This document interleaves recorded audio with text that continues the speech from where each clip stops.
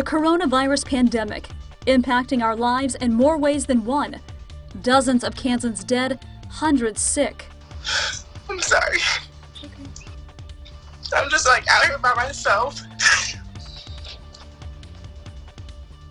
Tens of thousands of Kansans without jobs and struggling to get their unemployment. We worry about staying healthy and safe from getting the coronavirus, and you got to worry about supporting your family and having an income coming in. Our economy is in limbo as we wait for life to return to normal. I don't know what to do. I don't know how I'm going to feed my kids right now.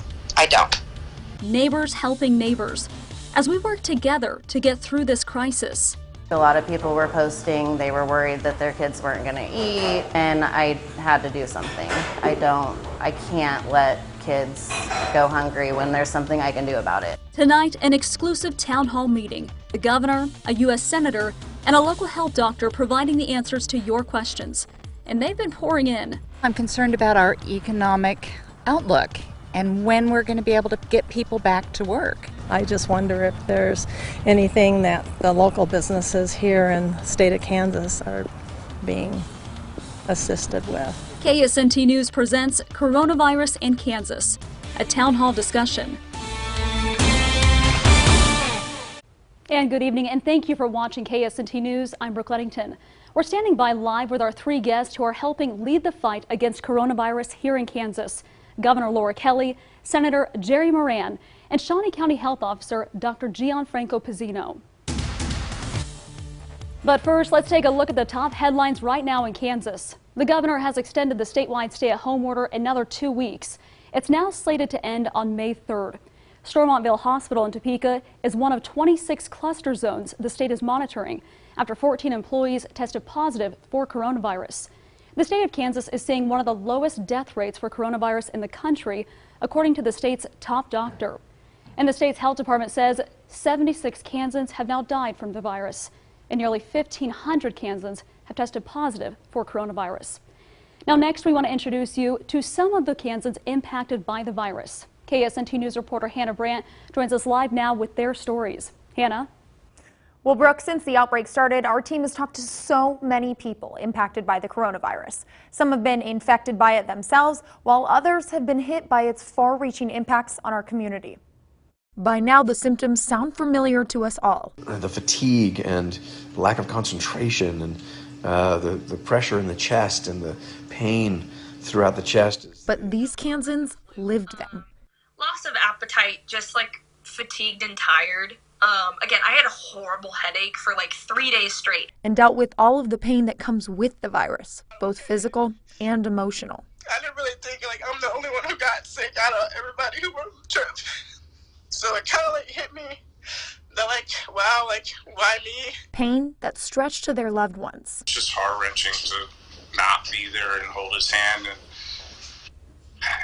just tell him it was going to be fine.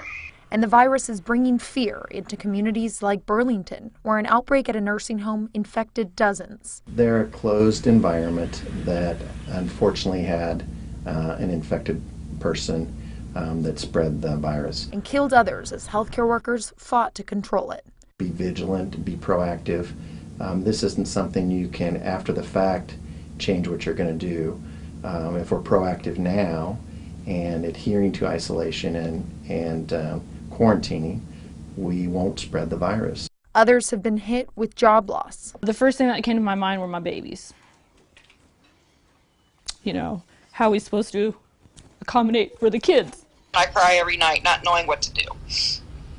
It's all up in the air right now. But through it all, we've also seen recoveries. My immune system fought back, and it fought hard. I am now out of intensive care. That happened late yesterday, and I had a good night's sleep in my own bed. And hope for better days. It's the worst things like this that bring out the best in people. We can get through this epidemic if we work together.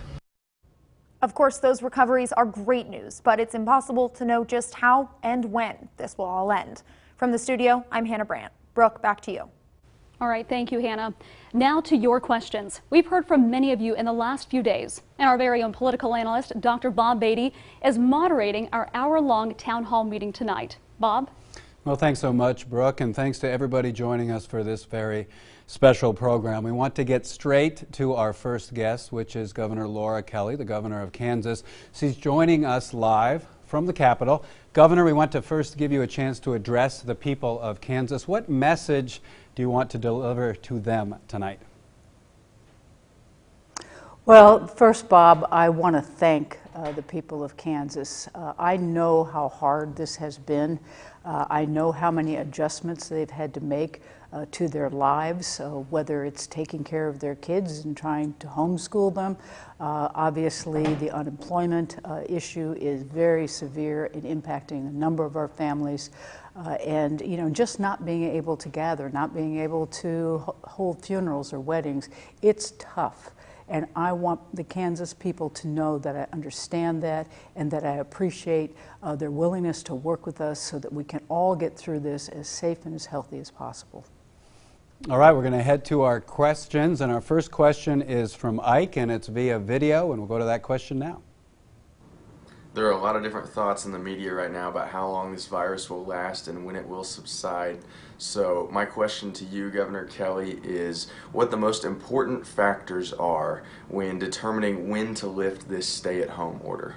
So, Governor, I would add to that today you did extended the stay-at-home order for a couple more weeks, and sort of what will it take really for this all to be over, and what does that look like? And again, added to Ike's question as well. Right. Well, yes, we did extend the stay-at-home order for another 2 weeks, so it'll go out to May 3rd. And we did that because we now know from the epidemiology studies that we will not reach the peak by April 19th. It's now looking more like April 29th could be that time, and so we needed to extend the stay-at-home to really protect Kansans from this virus. After we get to the point where we've peaked and we're starting to see it come down, then we will lift the stay-at-home order. But I don't want people to get the expectation that we're going to flip a switch and that doors are going to go wide open and that life is going to become just like it was 5 weeks ago. It's not going to be that way.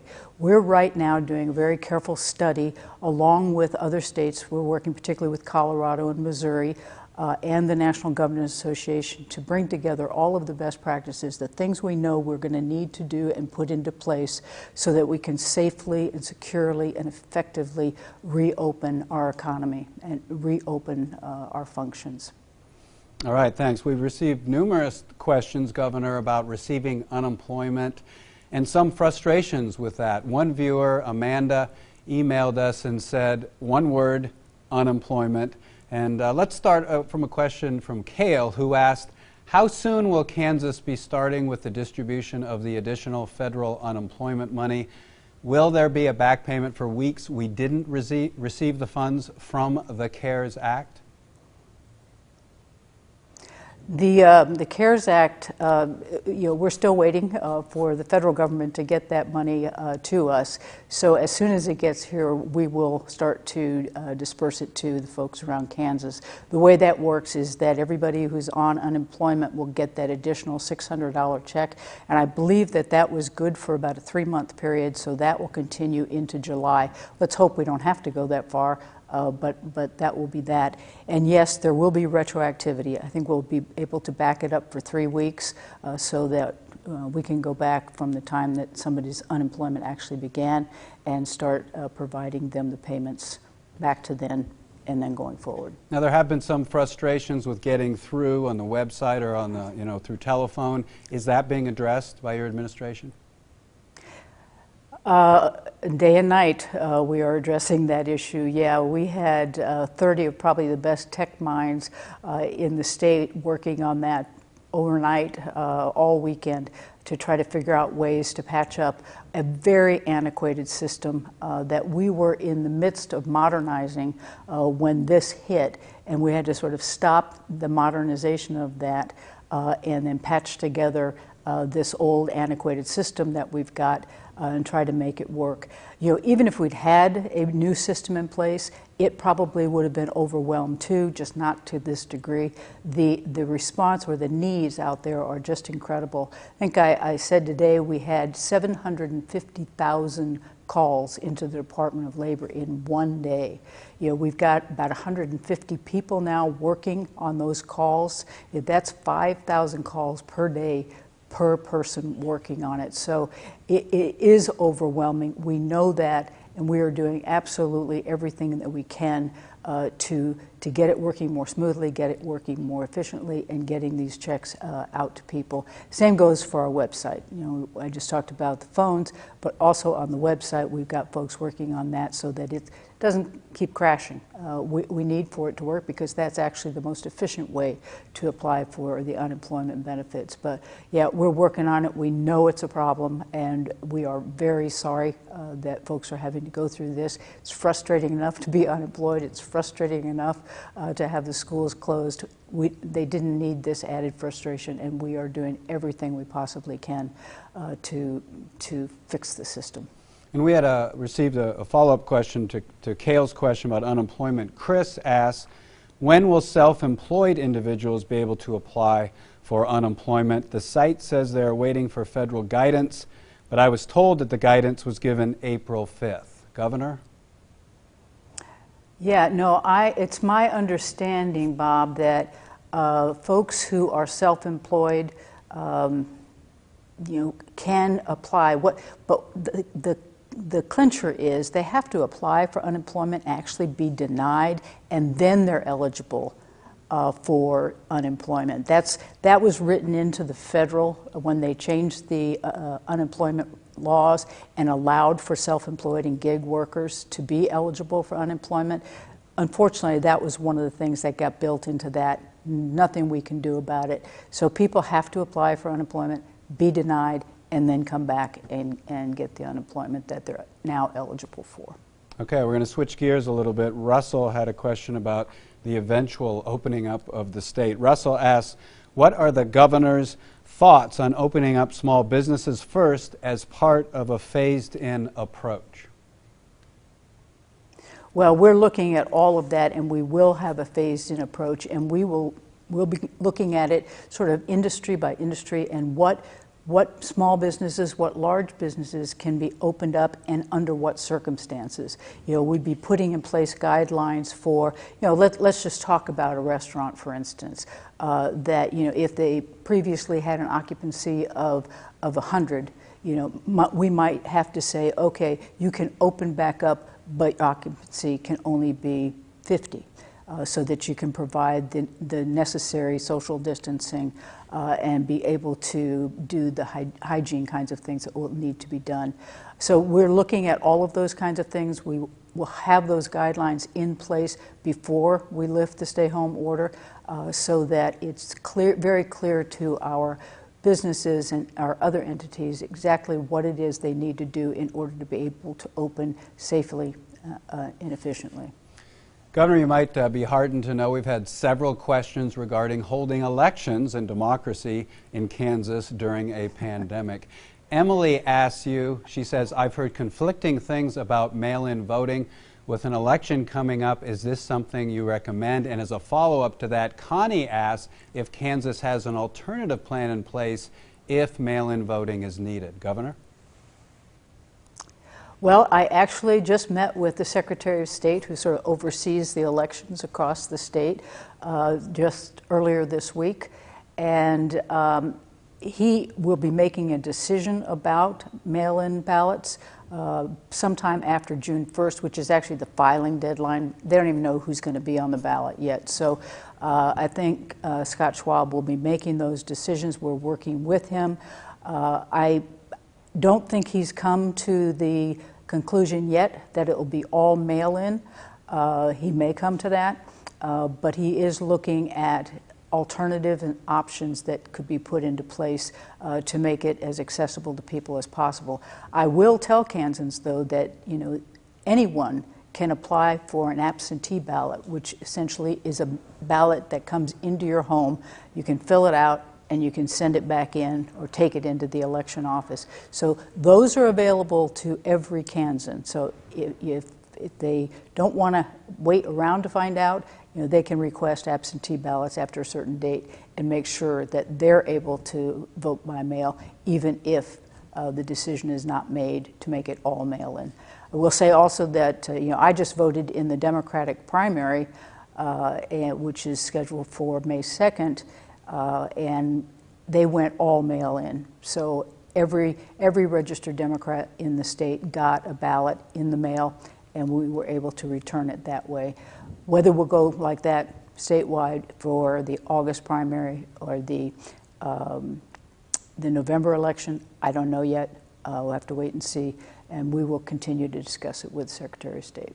All right, thank you. And America has, of course, done numerous elections during difficult times.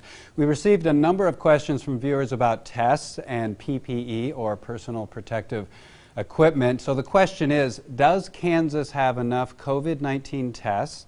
And does the state have enough PPE, or personal protective equipment, for frontline workers? If not, how and when will we get enough? Governor? The answer is no, we do not have enough. We have received all of the stockpile that the Health and Human Services Department at the federal level had set aside for us. Well, received 90% of it. We're not going to get the other 10%. That has all been distributed out to our local counties, to our emergency management folks out there. That is now empty. We are waiting on 7 different orders for millions of pieces of equipment that we have requested through FEMA. We've received none of that to date, but what we have done is we've gone to the private market and we have spent millions upon millions of dollars buying millions upon millions of pieces of equipment, which we are then getting out to our local units, emergency management units and health departments for them to then distribute where it needs to go locally. So we're doing what we can. We have not been able to do enough. Part of the problem that we have is that the states have been set up in competition with one another, so that if I need 2 million face masks, then and I put in an order for that, but then Missouri puts in an order for that, and they want 5 million, and they're willing to pay more, my order may go to them. So that's what's been happening all across the country. It is a huge problem, and one that we have been asking the federal government to fix for us. They could very easily do that if they would just implement the Defense Production Act, require mass production of this equipment, and then have it all dispensed through FEMA to the states, so that FEMA is the only customer rather than 50 states, FEMA, and 5 territories competing, not to mention the local units of government that have also started to hone in on this. So there's a way to fix it. We can't wait for that fix, so we're taking it upon ourselves. We're looking everywhere we can to find equipment. We just, Secretary of Health and Environment Lee Norman just told us the other day that we have now bought up from a dentist's office a lot of 3D printers that will allow us to make our own swabs, because that's what we've been missing and really limited our ability to test. So within a week or so, we should be able to ramp up the production of those and be able to implement more tests, which, going back to a question that was asked before, it is the ability to do that kind of massive testing and contact tracing that will really make a huge impact on when we can open the doors again and when we can safely let business open up. Governor, it looks like we have time for possibly one more question, and this does not involve numbers, so I think it may be an interesting one for you. We had a viewer named Erin. Erin asks you, she says, I have seen a lot of friends and acquaintances disregarding social distancing, quarantine, and lockdown protocol. I would love to go hang out with my friends, but I have not been because I'm following the rules. How can I convince them to follow the rules? And that's from Erin, Governor. Erin, that's a really good question. I think setting a good example is one way, and just reminding them that it's not just themselves that they put at risk. It is their grandmother, their grandfather, their next door neighbor. This is not confined to just you, that I'm putting myself at risk. If we don't abide by the rules, if we go ahead and gather in mass, we are really imperiling the health of others, and that's just not fair. Governor Laura Kelly, thank you so much for joining us for this special program. Next up in our special one-hour town hall discussion, I'll be joined by Senator Jerry Moran to talk about the economy and the assistance for Kansans and all of America coming out of Washington amid the coronavirus pandemic. Stay with us. Coronavirus in Kansas, a town hall discussion brought to you locally by Stormont Vail Health. During these challenging times, we take a moment to say thank you to our nurses, to our doctors, to our team members stepping up to take on new roles. Thank you to our frontline staff, working our drive-through testing facilities and our ICU. As we work through this pandemic, our vision and focus remain committed on togetherness, because we together will improve and empower the health of our communities. Jewelry Talk with Diamond Dan and Brittany is on the air. Diamond Dan, we have a caller. Her name is Kenna, and she is 10 years old. Go ahead, Kenna. What is your question? Diamond Dan, do you know where babies come from? They come from hospitals, Diamond Dan. My mommy and daddy went to the hospital to pick up my new baby brother. And mommy told daddy that all jewelry comes from Diamonds by Design. Of course, I was going to say that. Sure you were. And that's all the time we have for Jewelry Talk. Diamonds by Design. We are the strong ones, stronger together. This is a time for rising up. And we're stronger, stronger together. We rise up in our time of need. We are stronger, stronger together. We are heroes when we have to be. We're local, strong, and stand with our community. Getting hungry? Good news! Kitchens across Northeast Kansas are still open. Check out the Support Local Takeout and Delivery Guide on KSNT.com. The food you crave from the places you love. Get connected on KSNT.com. We just want to take a minute to say thank you to all of our first responders across the area, including this guy right here. We truly appreciate everything you do, and we know that we'll never be able to say it enough. So thank you for everything you do to keep our communities safe and healthy. During these challenging times, we take a moment to say thank you to our nurses, to our doctors, to our team members stepping up to take on new roles. Thank you to our frontline staff, working our drive-through testing facilities and our ICU. As we work through this pandemic, our vision and focus remain committed on togetherness, because we together will improve and empower the health of our communities. Coronavirus in Kansas, a town hall discussion brought to you locally by Stormont Vail Health. Welcome back to our special town hall discussion. Joining us now from downtown Topeka is Senator Jerry Moran. Welcome, Senator. But before we get to the questions, maybe you'd like to take a minute to directly address Kansans during this pandemic. Bob, thank you for the opportunity to be with Kansans tonight on KSN. And I would express my care and concern, my compassion for those we heard from on this program earlier. There's a lot of challenges out there, both economic and health. And I think that particularly the level of uncertainty that exists, the constant question of when is this going to be over, when can I get back to normal, is so weighing on Kansans. We're not people who like to be told what to do, and yet we're in a circumstance in which we're told about isolation and social distancing and handshaking. So it is a challenge for Kansans, and I know that. And I would start by offering my condolences and concern for those who've had health challenges and death in their families, and then add to that those who are struggling with employment and income, and then add the positives about the people who are stepping up and making a difference in all of our lives. And it's our first responders and our healthcare professionals and hospitals and clinics and in nursing homes and assisted living centers. And it's Kansas business folks who are trying to keep their employees employed. And it's just the time and time again, the story of Kansas business or someone who has an idea of how to get more personal protection equipment or get more tests in people's hands. We just see a lot of care and compassion that we always see from Kansans in challenging circumstances. So it is a moment to compliment Kansans, but also a moment in which we can express our compassion for the circumstances that many people in our state find themselves in.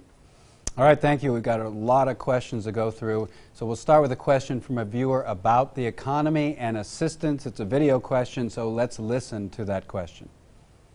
I just wonder if there's anything that the local businesses here in the state of Kansas are being assisted with. So Senator Moran, are local businesses getting assistance? Who gets it, and how does that work? Well, I think the answer is yes. There are still places that fall through the cracks, but the legislation that's called CARES Act that Congress passed, what many of us in Washington, D.C. call Phase 3, we've been through 3 legislative efforts to try to address both health care and economy, and they're related. If people have to go to work in order to put food on their family's table and care for their kids, it has a health consequence to them and others. So these things don't fit in a nice category of just this is a business issue and this is a health care issue. Keeping people who employed, even though they may not be at work, or people who cannot go to work, they're working from home or they can't go to work because of COVID-19, this legislation is designed to help them. And the most recent example of that is the CARES Act. And incidentally, today is the day, yesterday and today are days in which individual Kansans should be getting checks automatically deposited. The direct account for people who are making less than $75,000, a direct check. Unemployment insurance, I know, has been talked about on this program. And then the third one, and perhaps the one that is the most involving the federal government in business and business in Kansas, is something called PPP, Personal Protection Program, and it is designed to keep employees employed. And so a business that has less than 500 employees can go to their local financial institution, to their bank or credit union, and borrow money based upon their employment and a few other things, rent or interest on debt or mortgage payments. And if they keep their employees employed, then that debt can be forgiven. Forgiven almost entirely, depending upon how that money is spent. And that is designed to keep business in business and keep employees employed. And is it working? It had its challenges early on. The SBA, the Small Business Administration, was asked to do things that are way over its normal operation. In fact, 10 times more money to be distributed in 2 weeks than the SBA distributes in a year. But our bankers, our financial institutions, and the SBA got their act together. All banks in Kansas but 9 are making those loans. And in fact, we put $3.74 billion into Kansas through this program with almost 20,000 borrowers. And that is a program that I think is working. And I know that because I talked to people who are employed because of it. I talked to businesses who are staying open because of it. And I'm talking to Chamber of Commerce and business officials across Kansas who are thanking us for coming up with something that is working. Not always everything that government does works, and certainly nothing works well, but this is a program that is making a difference in the lives of Kansans and keeping people employed and keeping businesses open in a way that is, I think, pretty dramatic. Yeah, Senator, we had numerous questions about the stimulus money for individuals and families, which you did vote for. First, Russell asks, is the stimulus payment a loan against next year's taxes, taxable income, or a non-taxable grant? And Marie asks if the stimulus money will be deducted from any tax refund that she might get next year. So can you answer those questions? Pretty basic questions that are important to individuals. So people who are making less than $75,000 or less annually qualify for a stimulus payment. And those payments have come out of the Treasury this week, particularly to those people who filed a tax return in 2018 or 19, and to those who have their automatic deposit number on file with the IRS. So we're able to get, the Treasury Department is able to get those dollars out first, and they are being received. I've talked to Kansans today who have received those deposits in their account. And they are not an advance. They don't have to be repaid. They're not taxable, although I would encourage everybody to talk to somebody who is an expert on taxes in their life. But it's also, it doesn't come out of their refund. This is money coming into their pockets. And part of the reason to do this is the program I described about the small business SBA loans that are forgiven won't take care of everyone. Unemployment insurance won't take care of everyone. And so in a third way, and it's a third effort to try to get to more people a chance to have some help in paying their bills, in paying the grocery bill and paying the utility bills, in taking care of their families. And so this is one of 3 ways in which money is being distributed as we speak. As this program is airing, money is being distributed in these fashions, and this one is designed to take care of people who might not get help in the other 2 instances. I think many people will be happy to hear that it doesn't have to be repaid. So our next topic is PPE, and one question comes from Michael. He's concerned about personal protective equipment. He notes that, Senator Moran, you wrote a letter to the Trump administration urging him to utilize his full mobilizing authority under the Defense Production Act in order to secure PPE for first responders. So he asks, was there a response to that letter? And also Senator Donald writes, what are you specifically doing to ensure that Kansas gets required equipment without the federal government intercepting it? Senator? So there is a federal storage, a strategic storage of this equipment. Personal protection equipment is generally gowns and gloves and masks. Here is something I would say that isn't directly related to this question, but I would say never again should we allow ourselves to be put in a position in which some other country, in this case generally China, is the one who we are relying on to provide us equipment that we need to protect lives in the United States. And as we deal with this issue, we ought to make sure that we are never in the position in which we are waiting for something to come from China or some other country that is so desperately needed in the United States of America. The country was not prepared for this virus, and the amount of equipment that was in storage is insufficient. We have assured that Kansas has received everything that they are entitled to, available to them out of that strategic storage. And it is not that Kansans are not supposed to continue to ask for that equipment, but they're waiting for that stock to be replenished because everything that is there has been provided to Kansas and other states.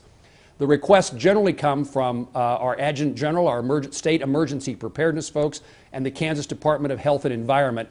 And we have worked with KDH&E throughout this crisis, doing everything we can to find all the equipment, all the personal protection equipment that we can get to the state of Kansas. We are now in a position of helping businesses. So many people in Kansas and elsewhere have volunteered. Some of them see it as a business opportunity. Many just see it as something they can do for the good of the country and the good of their neighbors in producing this equipment. And we are working today mostly with the Food and Drug Administration, the FDA, and I've had a conversation with the administrator of the Food and Drug Administration and their staff trying to get the things that are being shipped in from other countries quickly through customs and approved by the FDA. We want to make sure they actually work, that they're of value, and then to help businesses who can manufacture the equipment to manufacture. And it's taking place in Kansas by the thousands of items, but the demand is so great. And it is, I heard one of the questions to the governor, do we have enough tests? Are we doing enough testing in Kansas? These two questions are related. One, there absolutely is not enough tests in Kansas. And when we're told that we're providing tests based upon CDC guidelines, those guidelines are based upon a shortage of tests. They're based upon the amount of tests we have available today. And we need more tests. We need more tests quickly. We need more people to be tested to get us back to normal more quickly. I'm all in favor of getting a vaccine that people feel comfortable with, but in the meantime, that vaccine is expected to take months or years. In the meantime, if we can get people tested, we can get them to the position in which they feel comfortable getting out and going to work. And part of the problem in the testing is there's not enough personal protection equipment, gowns, masks, and gloves for the people who administer the tests. And I worry a lot. We've checked with hospital administrators, with directors of nursing in facilities across Kansas, hospitals, nursing homes, county public health departments. There simply is not enough equipment. It's a location by location thing, but overall we need to do a lot more to get more in the hands of our medical providers, our emergency preparedness folks, the police department, and particularly senior living circumstances in which people need to be protected. Kansas, a state in which livestock and agriculture is so important, we need more personal protection equipment so the people who work in a meat packing plant in southwest Kansas have that kind of protection. It is a huge, huge issue, and we're doing everything we can every day in listening to Kansans about where it's needed and working with our state officials and our federal officials to get more here. Senator, we have another federal assistance question from Bernie, who's a member of the American Legion. And Bernie asks, how do nonprofit veterans organizations get a grant to keep their doors open when they have very few or no employees for payroll? What is the government's plan to help the veterans and these organizations? Senator? Well, I do know that I chair the Veterans Affairs Committee. I thank this gentleman for his service and his service to other veterans. The loan program, the SBA Section 7 guarantee program, allows for 501c3 corporations, so our charities. It also allows for that loan to be available to our veteran organizations. Now, the question that is more specific than that, but that is helpful to many veteran organizations who do have ways that they raise money, or people that are employed by their local VSO, Veteran Service Organization, post.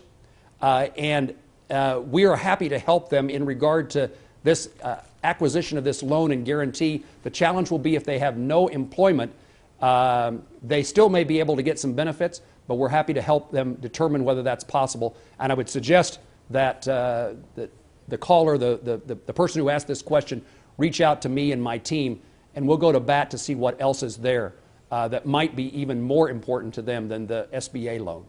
Yeah, we had a lot of questions, obviously, about the stimulus packages and assistance. This question takes on a little bit of a different tack, and it's from Robert, and it's about the stimulus packages. Robert asked, won't there be some sort of economic fallout from the massive deficit spending from these stimulus packages, even if they are for a good cause? Senator?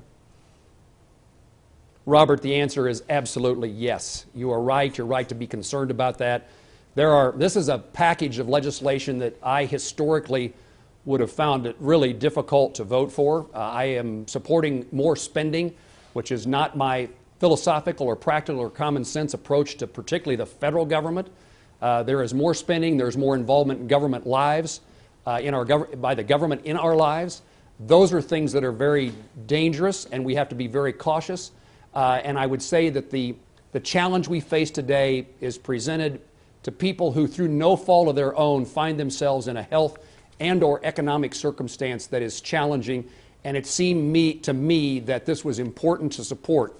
I was pleased this is an example of something in the United States Senate that passed 96-0, meaning Republicans and Democrats. Again, there are things in this bill, not just the broad things about lots of spending and lots of government involvement in our lives, but specific aspects of this legislation that would be easy to say, I'm going to vote against the bill because that's in there.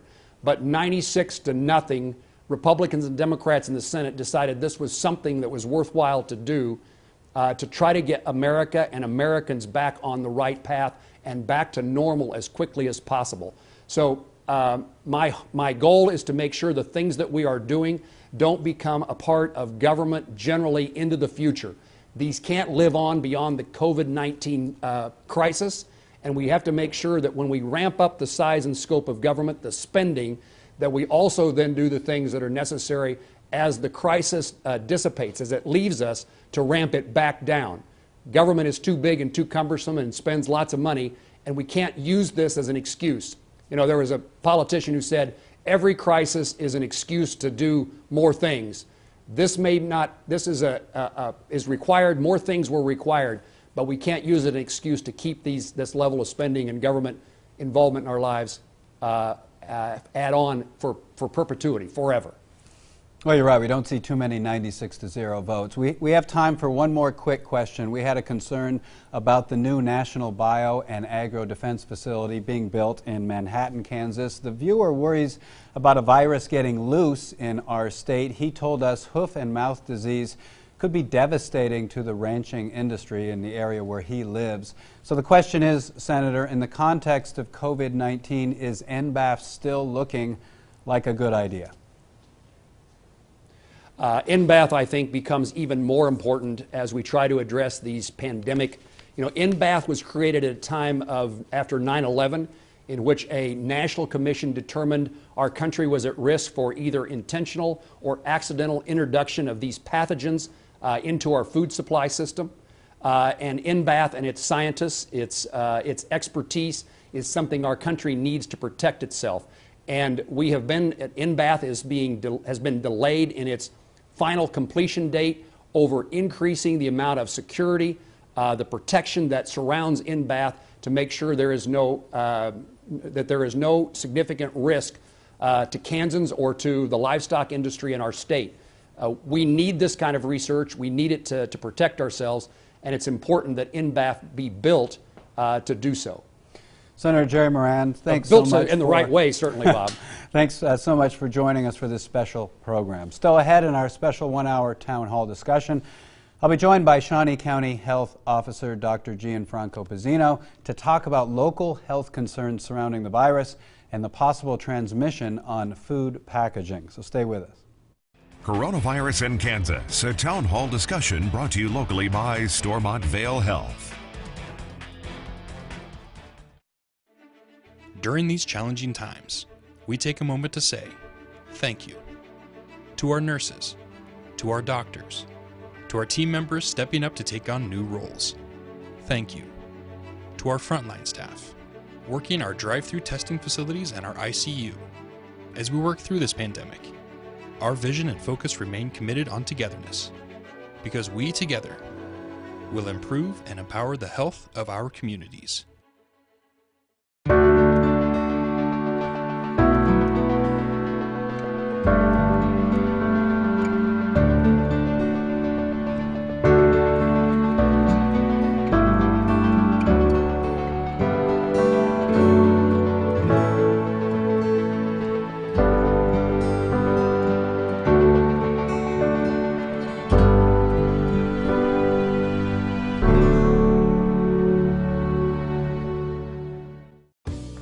Automotive has been supporting the well-being of our team members, customers, and the broader community for 26 years. During this time, we would like to assure you that the health and safety of clients and staff is our top priority. Our free vehicle pickup and delivery for service appointments and sales with enhanced sanitation methods are just a few ways we support the fight against COVID-19. Our hope is that you and your family continue to stay healthy. We are all in this together, and we will continue driving forward. Hi, this is Little Tony in my basement. Even animated spokespeople are under quarantine right now. But the Floor Project stores are open, or make a virtual appointment, or have samples delivered to your door. We're here for you, but more importantly, we want you, our families, and our team to be safe. Our floors are in stock. You can be in and out fast and get half off labor on every Quartet floor for a limited time. Signing off. See you at the Floor Project today or whenever you're ready. During these challenging times, we take a moment to say thank you to our nurses, to our doctors, to our team members stepping up to take on new roles. Thank you to our frontline staff, working our drive-through testing facilities and our ICU. As we work through this pandemic, our vision and focus remain committed on togetherness, because we together will improve and empower the health of our communities. Coronavirus in Kansas, a town hall discussion brought to you locally by Stormont Vail Health. Welcome back to our 1-hour town hall special. I'm joined now by Shawnee County Health Officer and epidemiologist Dr. Gianfranco Pezzino. Dr. Pezzino, before we get to a number of questions that we have for you, is there something right off the top you'd like to say? Yes, thank you, Bob. First of all, thanks for the invitation, and I'm very honored to be here with the governor and one of our two senators. The first thing I would like to say is extend my best wishes to the 82 people in our county who fell victims of this virus, and my deep condolences to the families of the 5 people who died because of the virus. I also want to extend a big thank you to the community of Topeka and Shawnee County for the sacrifice that they are enduring under these circumstances. And it would be very easy in a situation like this to just blame the messenger, and the messenger is right here in front of you. The messenger is me. I'm the bad guy who told you to stay home, and who told you that your children can't go to school, and who told you you can't go out and eat in restaurants. In reality, what I have experienced so far is nothing but an outstanding level of support from our community. People stopping me literally on the street. A few times I'm on the street, maybe taking a short walk at the end of the day, and telling me, you know, well with you, thank you for all you're doing. I also want to say a little story. About a couple of years ago, I watched the movie, and you may recognize the movie. It was a terrific story of an outbreak that was taking place somewhere in the United States, and you know, in the typical Hollywood style, there were all sort of dramas, and National Guards were shooting on people. They were trying to force a quarantine order, and people were shooting other people. And then finally, the CDC, the Federal Center for Disease Control, came and saved the day for everybody. Sometimes I wonder if we are living through that kind of nightmare, but I think there are some similarities in the sense this is a terrifying pandemic, but everything else is different. Nobody's shooting anybody, and the CDC hasn't come to rescue us. And the reason is because of something called the 10th Amendment of the U.S. Constitution. And I want to read it so I don't mess it up.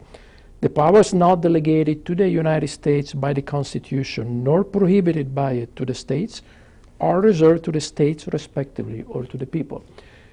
There is nothing in the Constitution that says that public health is a function of the federal government. So by default, the function goes back to the states. In about half of the states, push the function down to the local government, most of the time counties, and that's the case in Kansas. That's why you have county health departments in Kansas, in every county.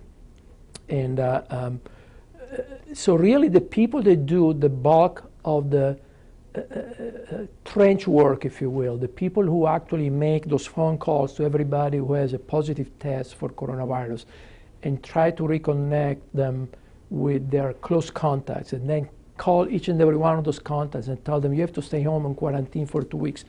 Those are the people at the local level. And those are our public health heroes. And we need to really keep them in the highest regard and not forget about them now or after the outbreak is over. Thank you, Dr. Pezzino, and I agree with you. And we're having lots of movie nights in my house, and Friday night we watched that same movie, and yeah, I do recommend it. Let's get to some questions. The first question is a video question from Joel, so let's take a listen. Hi, Dr. Pezzino. With so many of us eating takeout these days, should I be worried about obtaining the virus from the packaging or the restaurants? Well, Dr. Pezzino, can that happen? I can't tell you it cannot happen. I know it's a double negative. In reality, there isn't, surprisingly enough, there isn't really a lot of evidence, and there are no standard recommendations at the federal level about how to handle, you know, the safest way to handle packages and mail and things like that. What we do know is that most of the time, whatever was on the outside of a container that is shipped or a piece of mail will die by the time it reaches our house. The main concern would be perhaps for the carrier, if they are, unknowingly infected with the virus, and then they can contaminate whatever box they leave at your front door. I think in a case like this, I will use some common sense. The common sense I use in my house, I take the packages to my garage, I open the packages there, I carefully try to remove the content without touching it or touching it as little as I can. and then I flatten the box and leave the box outside in the garage in my recycling bin, and then I go and wash my hands. With those simple precautions, I would say you should be pretty safe. Thank you. We had a series of questions about possible transmission. One is from John, who asked, does exhaled cigarette smoke of an infected person contain the virus? Randy asked if mosquitoes can spread the virus. And I should add that we also received questions asking what's the most common way to get the virus from someone else. Doctor?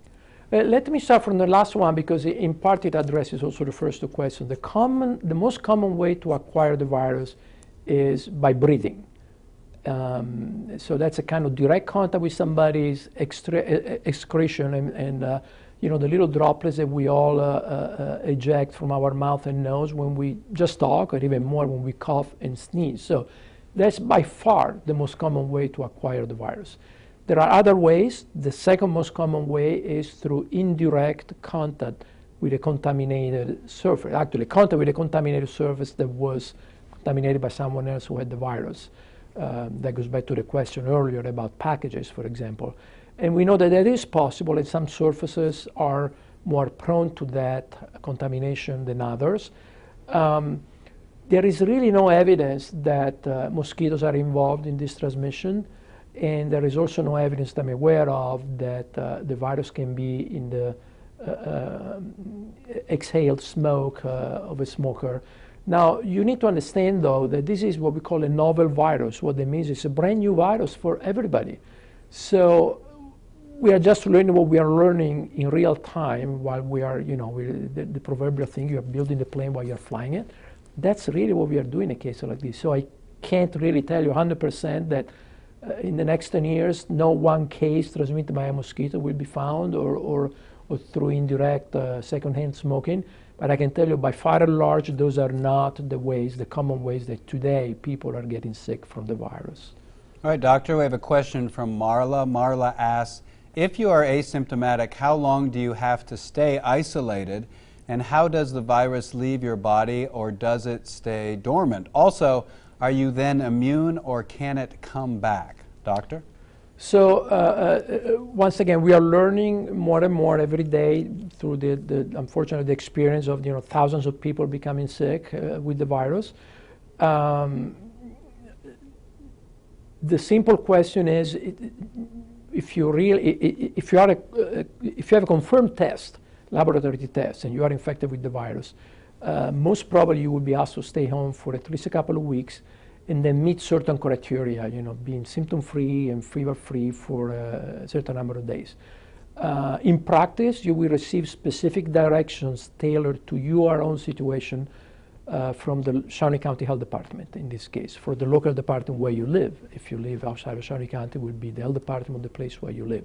So you won't have to guess. And your doctor, if you have a primary care provider, he will not have to guess. In fact, you wouldn't have the authority, nor will your doctor have the authority to tell you you're done, you can go back to work. That's only the Shawnee County Health Department in Shawnee County that can do that.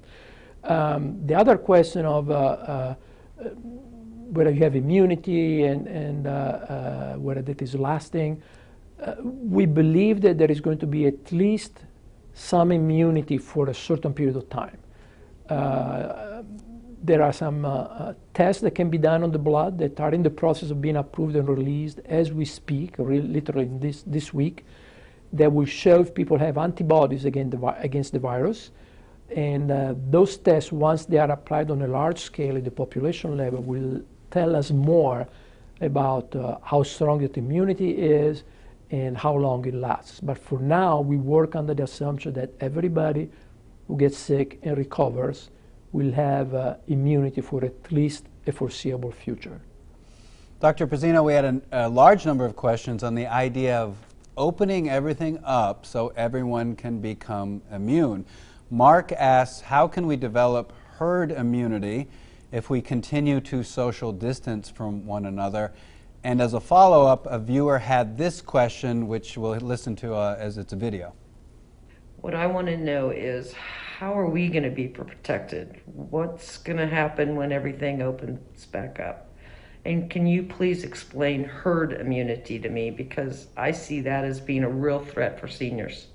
Dr. Pezzino, herd immunity? So yeah, the concept of herd immunity, think about a herd and, think of us as a group of sheep, if you will. And if you imagine that these sheep could be exposed to a deadly virus for which you have a vaccine, but you have one sheep that cannot receive the vaccine because it will kill that particular sheep. If everyone else around the sheep is vaccinated and immune, that one sheep in the middle cannot be infected. That is the concept of herd immunity. It's essentially to develop a level of immunity in the general population that is high enough to protect everyone else who, for whatever reason, cannot be immune, either because they can't receive a vaccine or their immune system failed or whatever the reason is.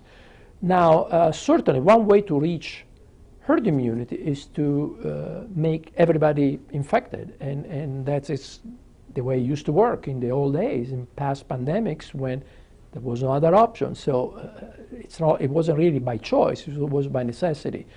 You need to keep in mind, though, that early projections when this virus came to the United States a few weeks ago, a couple of months ago, early projections were that if we did nothing, we just let the virus sweep through our country, it would cause probably in the excess of 4 million deaths in the entire country. That is a lot of deaths. That's more people that died in the Civil War on both sides. And it's a large city in the United States. You can use whatever comparison you want to use. It's clearly not the ideal way to reach herd immunity. An alternative way, and that would be the best way, is through an effective and safe vaccine. As you all know, the vaccine is not there yet because this is a novel virus, right? It's a new virus, so it takes time to develop the vaccine.